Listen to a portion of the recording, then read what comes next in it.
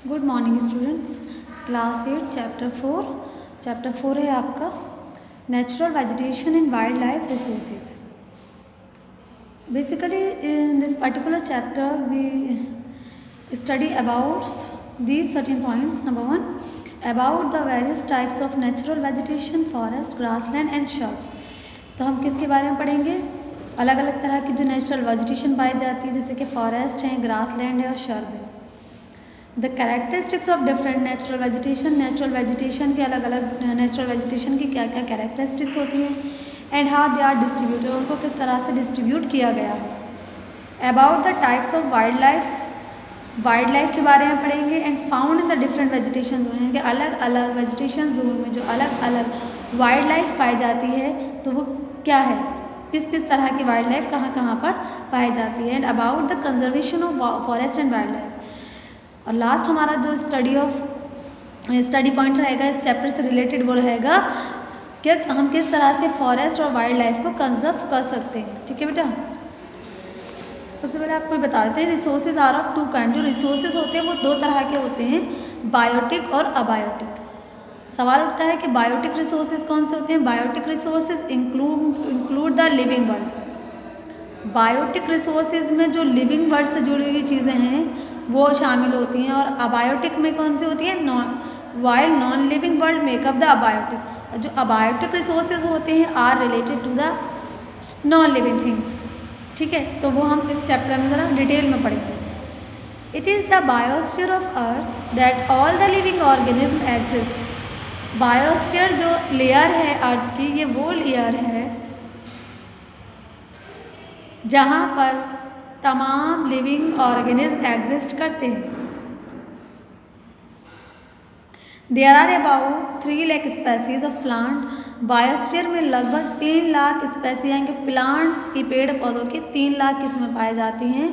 और number of animal species कितनी है, 10 लाख। अगर हम एनिमल स्पेसीज की बात करें तो वो 10 लाख हैं। Climatic conditions, type of soil and relief feature are the main factor that determine the type of natural vegetation and wildlife that exist in different parts of the world। देखो, दुनिया के अलग अलग हिस्सों में अलग अलग किस्म के वाइल्ड लाइफ, अलग अलग किस्म की फॉरेस्ट वाइल्ड लाइफ या वेजिटेशन, नेचुरल वेजिटेशन पाई जाती है। वाइल्ड लाइफ देखें या नेचुरल वेजिटेशन देखें तो दुनिया के डिफरेंट हिस्सों में, अलग अलग हिस्सों में अलग अलग वाइल्ड लाइफ और अलग अलग नेचुरल वेजिटेशन पाई जाती है। अब इसके पीछे कौन से फैक्टर्स हैं जो रेस्पॉन्सिबल होते हैं, वो होते हैं क्लाइमेटिक कंडीशंस, किस किस्म की मिट्टी वहाँ पाई जाती है और वहाँ के रिलीफ फीचर्स, यही डिसाइड करते हैं कि वहाँ पर किस तरह की वाइल्ड लाइफ और किस तरह की नेचुरल वेजिटेशन पाई जाती है। The plants and animals adopt themselves to their natural habitat. पेड़ पौधे या जानवर दोनों ही जो होते हैं वो खुद को जो एडॉप्ट करते हैं वो वहाँ के नेचुरल हैबिटेट के अकॉर्डिंग एडॉप्ट कर लेते हैं। ये एक नेचुरल टेंडेंसी होती है एनिमल्स में भी और प्लांट्स में भी। हमारा नेक्स्ट टॉपिक है natural vegetation. The natural vegetation of an area means the plant that grow naturally in that area. Natural vegetation का मतलब होता है कि वे पेड़ पौधे जो कुदरती तौर पर, प्राकृतिक तौर पर किसी एरिया में उग जाते हैं, that is called the natural vegetation. Large parts of the world vegetation however have been modified by human activities.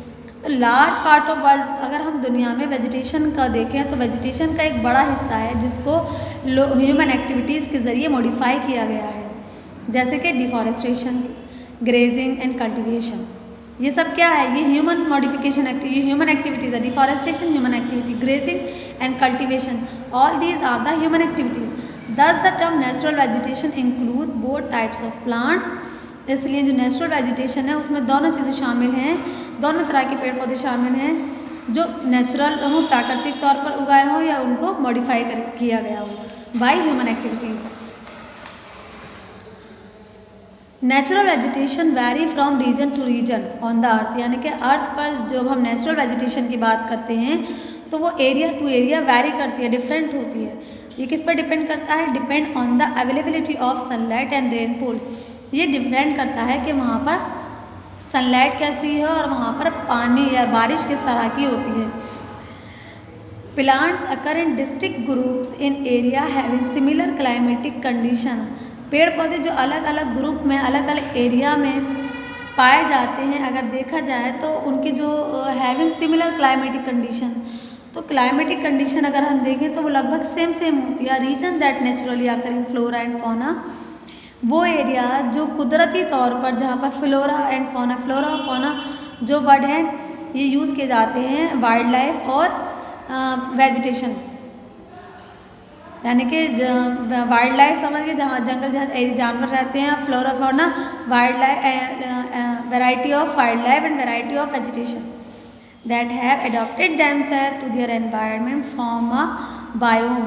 तो ये जो फ्लोरा एंड फौना जो खुद को उस एनवायरनमेंट के अकॉर्डिंग अडॉप्ट करते हैं तो ये कहलाता है biome.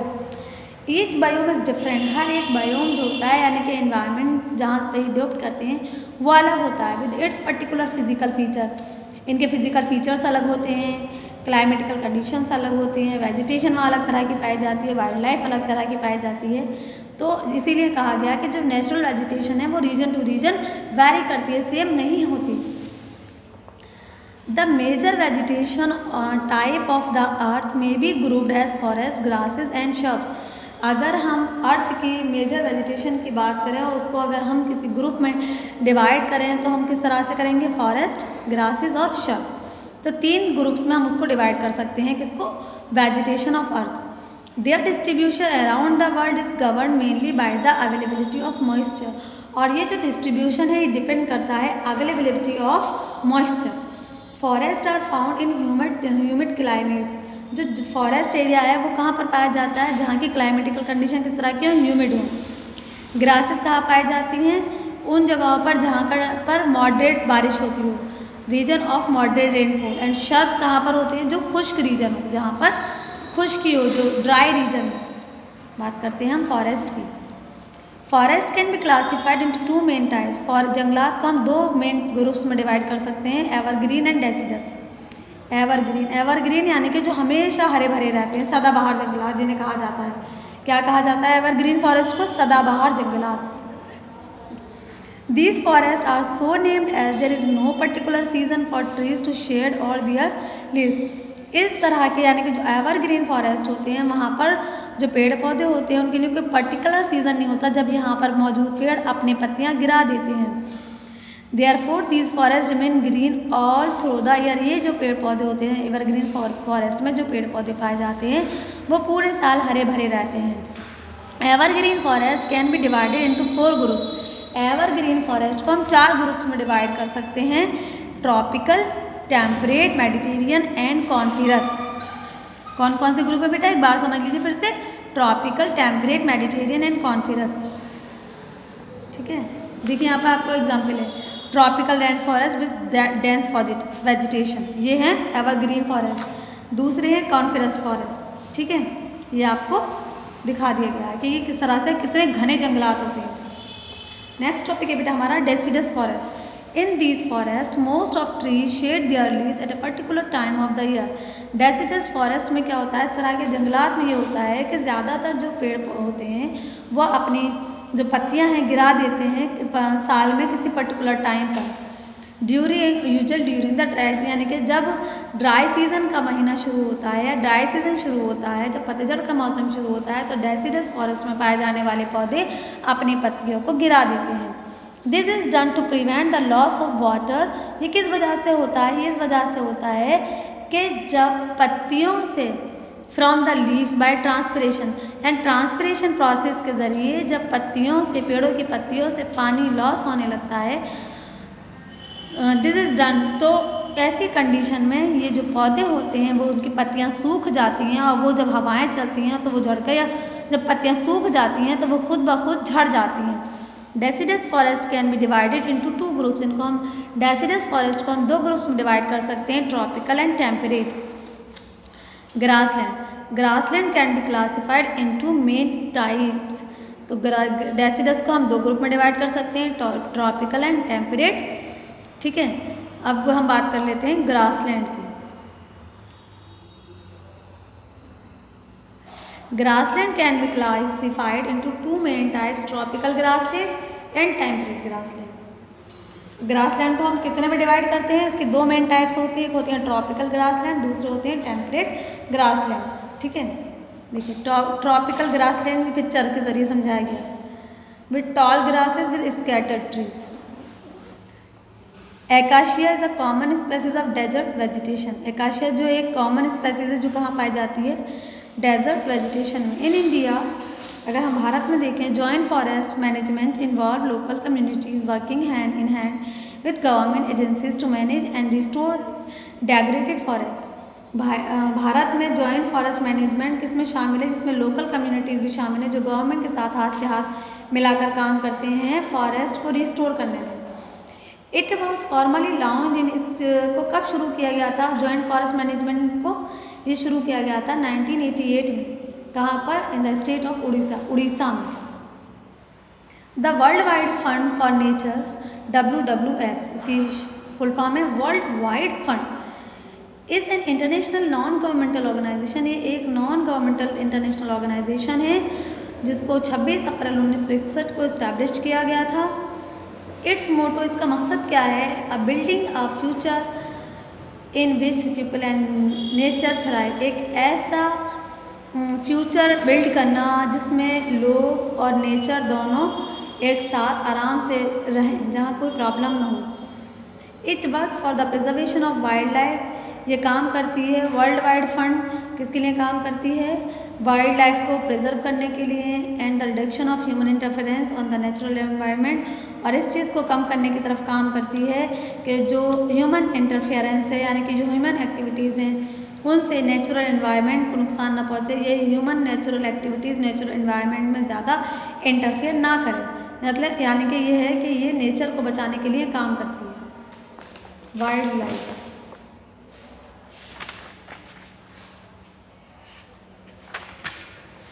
Wild life refers to the various species of animal which live in a natural habitat. Wildlife का मतलब है बहुत अलग अलग तरह की स्पेसीज, एनिमल्स की स्पेसीज जो कहाँ रहती है, एक नेचुरल हैबिटेट में रहती हैं। यानी कि नेचुरल हैबिटेट किसके लिए यूज़ किया गया है, वर्ड फॉरेस्ट के लिए। Natural vegetation and wildlife are interlinked. Natural vegetation और जो वाइल्ड लाइफ होती है वो दोनों ही एक दूसरे से कनेक्टेड हैं, अलग नहीं हैं। They both are dependent on each other. The former provide the natural habitat to the latter. Both are essential in maintaining the ecological balance of an area. Wildlife और natural vegetation दोनों ही मिलकर जो है ना वो उस पर्टिकुलर एरिया का जो इकोलॉजिकल बैलेंस होता है उसको मेंटेन करते हैं। अगर वाइल्ड लाइफ और नेचुरल वेजिटेशन, अगर आप इनमें से एक को भी नुकसान पहुंचा दीजिए, मान लीजिए आप चलिए जंगल से पेड़ पौधों को ख़त्म कर दीजिए, जानवर खुद ब खुद ख़त्म हो जाएंगे। जंगल से जानवरों को ख़त्म कर दीजिए तो पेड़ पौधे क्या होंगे, पेड़ पौधे एक तरह से खुद ब खुद ख़त्म, क्योंकि दोनों ही एक दूसरे से लिंक है, कनेक्टेड हैं। आप नेचर से एक भी चीज़ को ख़त्म नहीं कर सकते। नेचर की तमाम चीज़ें एक दूसरे से जुड़ी हुई हैं। All the things present in the nature are dependent on each other. सब एक दूसरे पर डिपेंड करती हैं। तो दुनिया में आप एनिमल्स को ख़त्म कर दीजिए तो आपको हर जगह पेड़ पौधे नज़र आएंगे, रहना मुश्किल हो जाएगा। तो इसीलिए कहा गया कि दोनों चीज़ें उस जगह के जो इकोलॉजिकल बैलेंस है उसको मेंटेन करती हैं। The type of natural vegetation is an area determine the type of wild life available. तो लिखा है ना, जो नेचुरल वेजिटेशन होती है किसी भी पर्टिकुलर एरिया की, भाई ये डिसाइड करती है कि वहाँ पर किस तरह की वाइल्ड लाइफ पाई जाएगी। The destruction of forest will thus result in the destruction of wild life. अगर आप जंगलात को ख़त्म कर देंगे, जंगलात को तबाह कर देंगे, जंगलात को बर्बाद कर देंगे, वहाँ की जो वाइल्ड लाइफ है वो खुद ब खुद बर्बाद हो जाएगी, खुद ब खुद तबाह हो जाएगी। Let us now learn about the variety of wild life that is found in the different region. अब इस टेबल की मदद से हम ये पढ़ेंगे कि अलग अलग जो वाइल्ड लाइफ है, अलग अलग नेचुरल वेजिटेशन, यानी कि किस तरह के नेचुरल वेजिटेशन में किस तरह की वाइल्ड लाइफ पाई जाती है। जैसे कि पहला है नेचुरल वेजिटेशन है ट्रॉपिकल एवरग्रीन फॉरेस्ट, जिनको क्या कहा जाता है, रेन फॉरेस्ट या सेल का एरियाज में ये कैरेक्टरिस्टिक्स हैं, ये ट्रीज़ हैं, ये वाइल्ड लाइफ। ये टॉपिक हम बेटा नेक्स्ट वीडियो में कंटिन्यू करेंगे, ठीक है, क्योंकि काफ़ी लेंथी टॉपिक है तो इस वीडियो में हो नहीं पाएगा। Okay, thank you very much. आप वीडियो को अच्छी तरह से देख के समझ लीजिएगा। Okay, thank you very much.